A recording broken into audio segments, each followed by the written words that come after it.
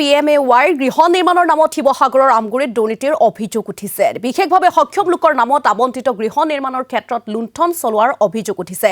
বৰুৱালী গাঁও পঞ্চায়তৰ ১ নম্বৰ ৱাৰ্ডৰ নিবাসী সহদেৱ ৰায়ৰ যোৱা ২টা বছৰে প্ৰধানমন্ত্ৰীৰ আৱাসগৃহৰ নিৰ্মাণ কাৰ্য সম্পূৰ্ণ হৈ নুঠিল। গৃহটো নিৰ্মাণৰ নামত লুণ্ঠন চলোৱাৰ অভিযোগ ঠিকাদাৰৰ বিৰুদ্ধে। তেখেতে চৰকাৰৰ ফালৰ পৰা আৱাস ঘৰ এটা পাইছিলে, ২ বছৰ পূৰ্বে পাইছিলে, কিন্তু ঘৰটো আজিলৈকে সম্পূৰ্ণ হৈ নুঠিলে।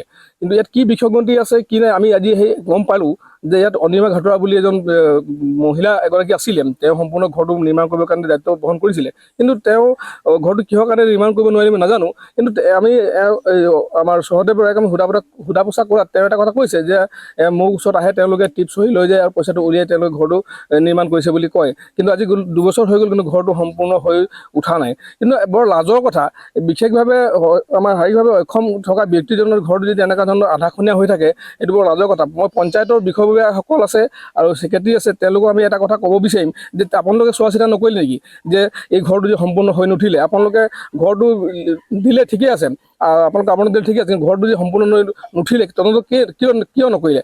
গতিকে আমি অসম স্থায়ী ছাত্ৰ সন্থাৰ তৰফৰ পৰা এষাৰ কথা অলপ ক'ব বিচাৰিম বিভাগীয় কৰ্তৃপক্ষসকলক, অতি শীঘ্ৰে এই যে বিশেষভাৱে অক্ষম যিজন ব্যক্তি তেওঁ আবণ্টিত ঘৰটো সম্পূৰ্ণ হৈ উঠিব লাগিব।